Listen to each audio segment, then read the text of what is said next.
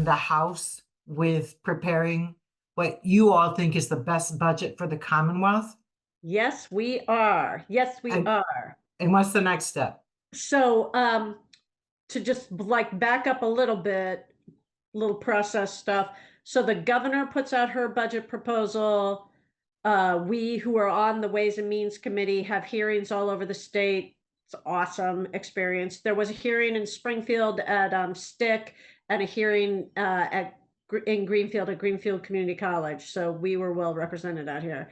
Um, and then House Ways and Means puts out their proposal and they put it out the beginning of this month. And before you go on, Sure. please explain the huge importance of House Ways and Means.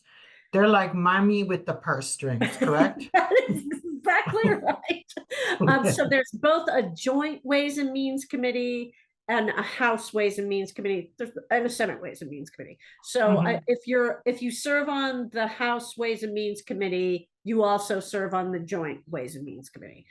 But when it comes, the House Ways and Means Committee, any piece of legislation that any piece of legislation that costs, I think it's over, this might be off the top of my head, but over $50,000, anything that has like a cost like that on it, Ways and Means needs to approve of it. Oh my goodness. So then you must see everything because everything must be.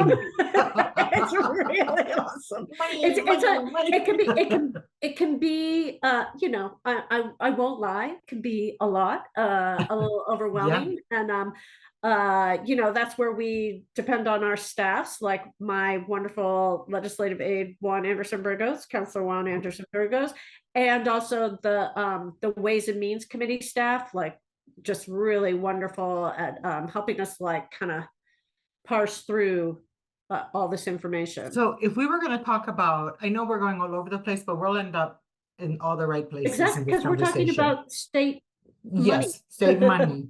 So if these were all, are these all line items that the House Ways and Means agrees on that goes to the full House to endorse? The two different things. Legislation, no, that's just they will examine and perhaps put their own spin on any piece of legislation that has a big financial impact. The House Ways and Means budget proposal, yes, that is every line item in the budget. How many line items are there? Wow, what a good question. I have no idea. Is it like a big book? Yeah, it's a big fat book. Hundreds. Okay. But we've been preparing, all along. The chair of Ways and Means has a one-on-one meeting with every member of the House, and we talk about both our local priorities and our statewide priorities. So, and it's not like, if there's a new line item, it's like a big deal and everybody's talked about it. They're familiar.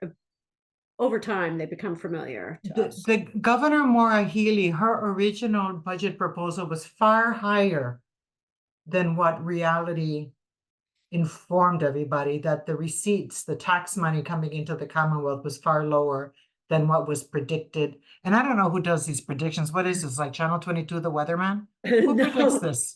Why it's the joint Ways and Means. This happens at the end of the calendar year. So this happened in December, maybe early January. There's a it has a fancy technical title, like revenue concurrence, something like that. So Ways and Means comes together with the governor's financial people and has a hearing, and everybody comes together and is like, this is what we think the revenues are going to be. This is the benchmark that's what Governor Maura Healey was told. But by the time she readjusted her budget and it got to your chamber, is there any difference in funding? Yes. And this is done like, There's a lot of conversation about the governor's budget proposal, and the governor's budget proposal is extremely important. You know, she's the head of administration. She has capital funds that she has discretion over. It reflects her policy issues, but it's a proposal. It's really House Ways and Means that creates the budget, and then the Senate shall take it up from here. So, you know, everybody's talking to each other, because, you know, nobody wants things to be crazy. We want things to be, we want to spend the money that we have. The Massachusetts Legislature, tell me if this is correct. The behavior, the conduct of all its members, be they elected, be they staff members, has nothing to do with the circus that we see in Washington, D.C. That is correct. That which is really good for us. It's really good for us. Me as an individual, it's also good. Well, if it's good for Pat, it's good for everybody. No, but seriously, it's very good for us. And I imagine that that's true in many state legislatures. You know, this is where the rubber hits the road. You actually have to get stuff done. But it is, you know, my Republican colleagues, you know, I feel that this is not a partisan statement. What I'm about to say, I'm not saying because I'm a Democrat, I'm saying because I'm an American. That MAGA Donald Trump crowd, I mean, I think they're insurrectionists, so I'm just going to say it. And my Republican colleagues in the state legislature are not interested in that stuff. They're just more conservative than I am. Yeah, they have different ways of doing things. Yeah, but 100% can have conversations. Happy to work with many of them. One would hope that it would be the same in Washington, D.C., that just do the work for the American people. Amen. And stop with, you know, the buffonishness and the hate language, and, you know, and the media also has to stop, you know, they fuel it. Absolutely, they nothing love makes legacy media happier than, oh my God, are people fighting? You know, isn't that awful? I know, and that's why I'm so happy we have a lovely, strong local media outlet.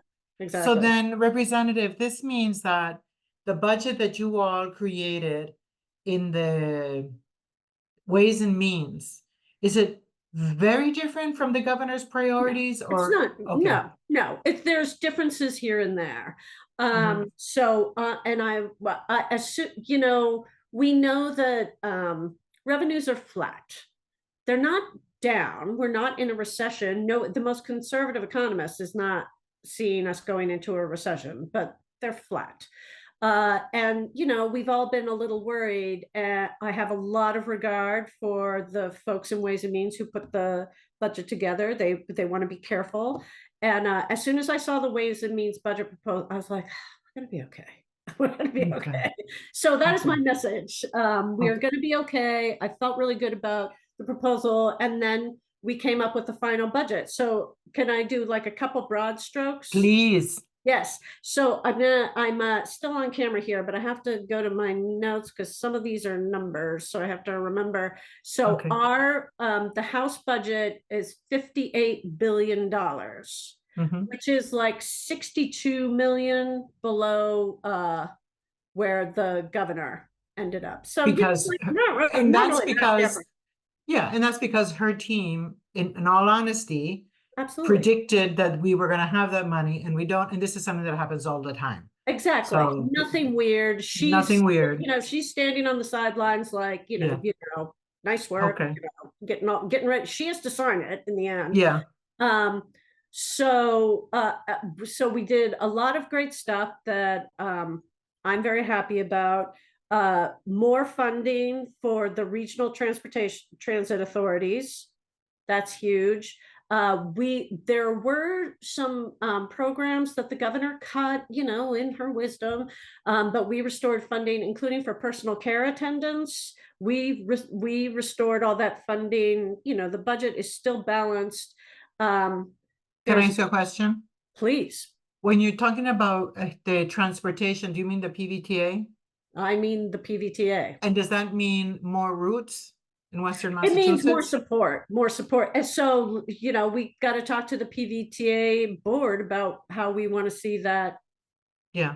The PVTA, I think, needs to do a better job of saying, we want members of the public, because it's not just if the people who are heads of agencies or people who are planners, it's also the public Yeah. has a right to say, you know, I got to take 2 buses to get to work. That's like, I have to be at work, you know, 5 miles away. It takes me 2 hours. You know, they do hold public hearings, and I can do a better job of, like, when I see that, making sure that people know about them. Oh yeah, let me know, because then I can put Yeah. it on the Holyoke media Yeah. and as in our, Yeah. yeah, great, perfect. Yeah. Okay, so you were saying. So, really good support for education. I'm always looking for that. Great support for public higher education, especially the community colleges. I love that. And I've got a couple things I want to flag about stuff that came to Holyoke. Looking at my notes again, if I can open it. It's not that. Oh my God, if we were in high school, I would totally cheat off you. I was like, where's Pat sitting? I got to sit next to her. Are you left-handed or right-handed? All right, so the Holyoke Public Schools, it's called the Chapter 70 funding. Mhm. We got 101, 191, 130, $101 million. And unrestricted general government aid, we got $12 million. Wait a minute. This is for the Holyoke schools alone? This is for the Holyoke 191 million? $101 million. $101 Wait a million. minute. Okay, let me try this. You mean the Holyoke schools are going to receive almost $200 million? Hang on. Okay. They're going to receive over $100 million. Over $100 million. Okay. So I think their budget is around 60 million or 70 million. I'd have to look at that. Okay, Pat, all right. You know that the school committee and the new acting commissioner, Russell Johnston from West Springfield, he's doing what former commissioner for the Department of Education and Secondary Education, Jeffrey Riley, refused to do.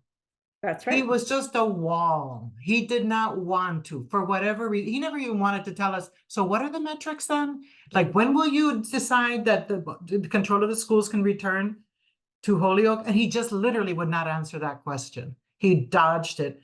And I remember asking him, I don't know, 3, 4 different ways. Okay, long story short, I Russell thought Johnson is on he the wasn't transparent, and therefore he was quite dishonest. Johnston, however, is somebody who's showing up to every school committee meeting It's great. and who's following the lead of the local school committee. Great. And, you know, everybody's collaborating with each other. Yep. Yep. It's a good, Beautiful. feel good, It's you know. a beautiful thing. It's a beautiful thing. Okay, He it's takes a my beautiful calls thing. like that. Yeah. Yeah, no, it's just huge admiration for Commissioner Johnston, and also for the local control committee chaired by Jadilet Rivera Colon and other members in the school committee itself. Okay, why are the schools so dysfunctional when you have all this money going in? Tell me. Natalia, that is Only you have the answer. that is really all I can do is support our really strong, wonderful school committee that includes our mayor, support our teachers, support our students. Like that, there's the social determinants of health. There's community trauma. There's Right, and so I'm wondering, and I know we're going off a little bit, but just for a couple of and probably minutes. into areas that are far out of my area of expertise. No, I understand that there's somebody within the school system, though. Somebody's, because the things that you mentioned are absolutely true. There's trauma that if anybody bothered to listen to these families talk, you'd walk away just with trying to catch your breath, what people have to do to survive. Yeah. And so then my question is, why don't the schools provide really strong, consistent wraparound services, whether it's therapy? I know that there are programs that do that already. They do. You try filling all those positions. Okay. I have had the superintendent say to me, for the first time, I've got plenty of money to hire people. We just need people who are qualified to go Yep. after those positions. So, and so a lot of that does rest on me and my colleagues. We're putting money into training programs for paraeducators and behavioral health, but some of that is planting trees. And we missed the boat for a few years. The forest is not full yet. Yeah. Yeah. Okay, so then what are the other things that you're happy about? So let me tell you, Yes. one of the things I'm really happy about is how smart the voters of Massachusetts are to have passed the Fair Share Amendment, which is where if you have an income of over $1 million, Congratulations. it could be like if you have an income of $1,001, it's just that $1 that you pay a 4% surtax on, and those revenues are taken away, and they only go to public education and transportation. So even now, when we, where we're watching tax revenues, et cetera, and this was true this current year, and it's going to be true next year, we have over $1 billion set aside for public education and transportation. That's paying for extra Chapter 90 money, which goes to municipalities for their infrastructure needs. That's going to universal school meals throughout Massachusetts. That's going to support anyone over the age of 25 goes to community college for free. It's beautiful. It's beautiful. It seems to be recession proof, Does it have a sunset? Does it expire after some time? We changed the state constitution. Meaning no it goes on in perpetuity. Oh, okay. We And changed the state constitution. Okay. I forgot what I was going to ask. Okay, keep going, please. Oh yeah, so I love that there's always, this is the second year in a row we have a fair share fund set aside. Really great stuff. I remember. For early ed stuff, just everything that we love. So the fair share means that it's not the first million you're going to get taxed, whatever you're going to get taxed. It's Correct. Everything you are paid after that 1 million that gets taxed at 4%. So still people with an extra 4%. Yes. So still people with tremendous wealth, they're doing okay. They're doing really fine. And a lot of them voted for it. They there were campaigns, millionaires. Well, I remember, the gazillionaire Warren Buffett saying, I don't know, 2, 3, 4 years ago, I wish I would be taxed at a higher rate. I get taxed at a lower rate than my own secretary. Yes. And that's a very important point. But the other one was, well, then pretend you're being taxed at your secretary's rate and then pay the IRS that amount of money. And tell everybody that's what you did, and maybe other gazillionaires will follow suit. Yeah, exactly. He didn't call me to ask, so, he doesn't know about this option, apparently. Yeah.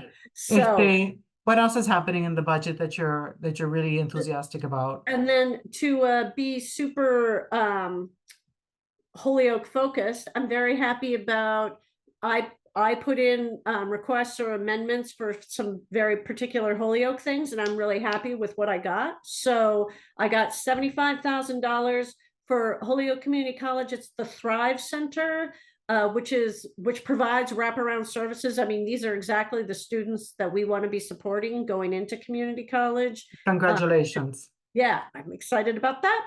I got $35,000 for Fiestas Patronales, our beautiful growing. Yes, wow. Music and arts. That's awesome. I know, I'm excited. I got $35,000 for Homework House. We love that. Nice, yes. I got $15,000 for Community Roots, which is yes, no, I know. Yeah, Gina Nelson and her Veterans Lunch. Exactly. And then our dear friend, Manuel Frau Ramos, he puts on conferences every year, and he's got a comic book conference coming up at the Public Library, and I got him $9,000. This is amazing. I love those because, I mean, $9,000 in this like $58 billion budget. Yeah. And it makes a huge difference to him. Huge difference. Yeah, and so Huge I'm difference. always, so folks, if you've got some, it's, and I don't, I don't fund like sustaining costs with that kind of Yeah. stuff. It's got to be Yeah. like, you got a one-time thing, or like Yeah. you've got a beautiful food pantry and your refrigerator broke down, or Yeah. something like that. Yeah. And then, We can make that happen. is it very challenging to persuade your colleagues to support these type of programs? Well, no, it's I have other requests that I didn't get. Okay. But I made clear that, Holyoke Community College and Fiestas Yeah. Patronales are big priorities. And Yeah. so, you don't get, as they say, you can pay for anything, but you can't pay for everything. Yeah. So no, as colleagues, we see each other, have projects that we love and know are important to our communities, and we support each other in getting those. Yeah. Yeah. And then, is there something else that you want to talk about before we go to the Senate part? Oh, no, no. And so Okay. that, yes, I'm very pleased with the. Okay. Thank you on behalf of Holyoke. Thank you. My joy. The budget that you all created, does it go now to the Senate, House That's Ways true. and Means?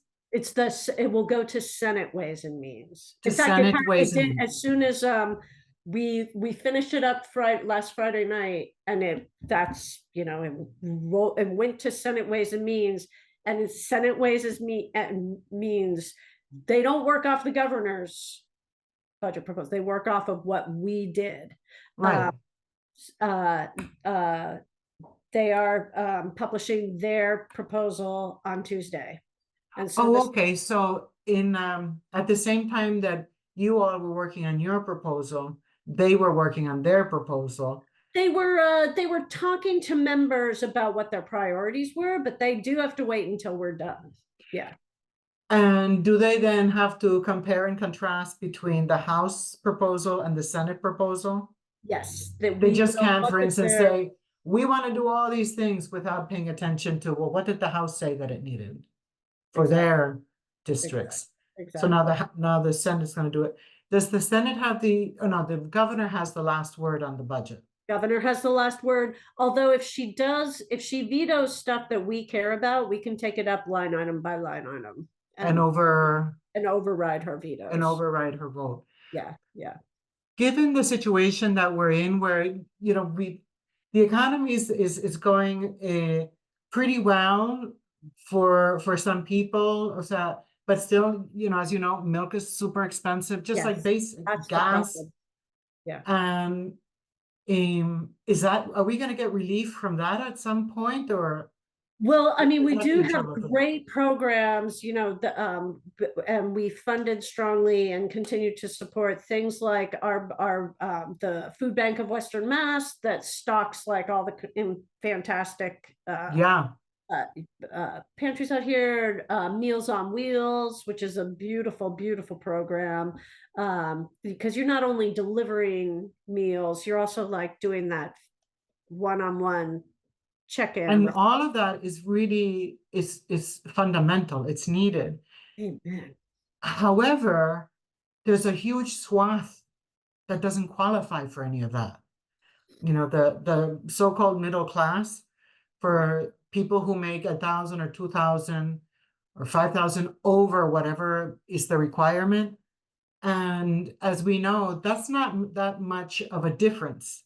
If somebody's being paid 40,000 and somebody else getting paid 45,000, they're pretty much having the same needs. They both think eggs are expensive and all of that.